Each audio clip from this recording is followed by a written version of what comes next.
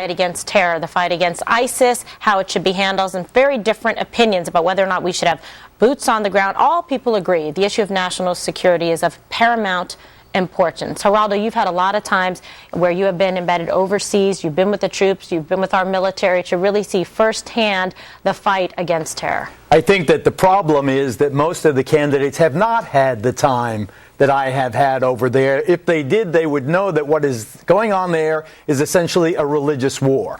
The Sunnis are fighting the Shiites, are fighting the Kurds. Three different aspects of Islam, but just like we had the 100 Years' War, Protestants against Catholics, and the same way we had more people killed in the name of religion than any other cause, we have to recognize that the Gulf states and the Saudi Arabia foreign policy, that all of these people are essentially only interested in fighting the other religion. We have to not put ourselves between those forces. We cannot alter those forces. And we also have to stop meddling when it comes to a strongman. The only time, it seems to me, that Arabs can get along is when you have a strongman who says the country counts more than your religion. People like Saddam Hussein, people like Muammar Gaddafi, people like these other dictators, more or less, I won't say benevolent, but not quite, but not as vicious as some. They gas them in the context of the religious war. We have to stop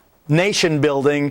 George W. Bush was against it and then started doing exactly what he preached against. We have to recognize that they have been fighting each other for 1,000 years. They'll fight each other for another. All right, before I go around the table, just name your candidate that you think best espouses and supports your viewpoint. I mean, well, I have to, it's every one of them says, I want a strong military. Duh. Right. Everybody says that. No, I'm going to say, I want a weak military. No, but there are people who believe in defense and military cuts, and that's not something that I think is a good idea. I think that the only reason I am interested in ISIS is that ISIS is inspiring acts of violence here, and ISIS killed our people, and we have to revenge or avenge those deaths. All right, Eric, you've had an evolving position on this. No. I haven't. I think we need to go ahead and carpet bomb ISIS and go aggressive. No, I'm fairly consistent that we need to step up the air campaign against ISIS. I don't believe in American boots on the ground. I think there should be an Arab coalition of boots on the ground doing the dirty work, finding out where they are, then certainly arming the Kurds, giving the Kurds everything they need because they are the one strong force. They're the best fighters in the region by far, better than our own Iraqi-trained fighters. I think you give them what they need and let them go ahead and do it. So I don't know who's all 17 positions and where they stand on them, but whoever decides to really go aggressively and wipe out ISIS once and for all from an air campaign U.S. and you want to finance other people's boots on the ground, knock yourself out. Just not American. But every intelligence officer says we also actually need strategic boots on the ground and information because you can't carpet bomb sounds nice. As I said, I think if you do it with Arab boots on the ground, it would be just more palpable to me personally. Why not redraw these boundaries and make the religious states out of them? Lawrence of Arabia made a rock out of a piece of paper and a magic marker. It's not that horrible of an idea. You mean you're talking about a three-state solution? The Joe Biden's three-state solution. All right, so Dana, the problem is too, and the idea is nice to be able to say, okay, we're going to carpet bomb, and yes, we should step up the air campaign. But as you see, we're even aware right now, as we sit here, of specific military, training camps, ISIS training camps that we're not hitting because of the issue of collateral damage. So it has to be very strategic in terms of the information we're getting, real-time intelligence to make targeted strikes. They're going to put big dents in their game. Agree, but I do think that it's a little too early to know what specific plans any of these candidates would put forward because they've spent the summer introducing themselves to Republican voters or to America writ large, but they've got to win the Republican primary first. So I think that it's a little bit too early. What you're looking for now, I think, in a candidate is what is your governing philosophy?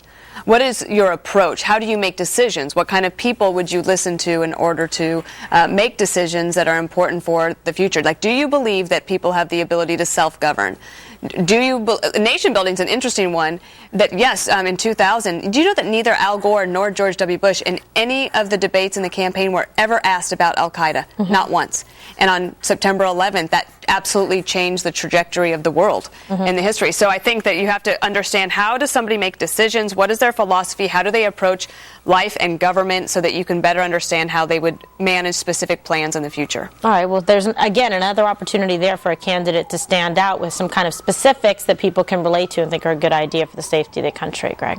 Yeah, well, if you look at any of these issues, whether you're looking at in foreign policy areas like Iran or Russia, or if you look at immigration, you look at climate change, unemployment, economic inequality, all of those things get wiped off the front page and end up on page D34 below the hearing aid ad when there's one terror attack in the United States. All it takes is one guy to be right once, and the whole world changes. I think that where these candidates are really, really missing the boat is the democratization of violence. The fact that now you don't have to be a state to commit mass acts of genocide or terror against people, because as you have better technology, and you have a stronger will in terms of ISIS, and you combine those two together, you have a world in which a small group, a very small group of people, can enact mass terror and kill thousands, hundreds of thousands, and perhaps in the future millions through chemical biomedical use. I don't think we take that seriously enough, and and it's not just about terror there. It's the fact that boundaries don't exist anymore. Anybody can do this. Yeah. Isn't that positive? I wanted an upbeat message. It was true. I agree with you. And Realist. much more to come.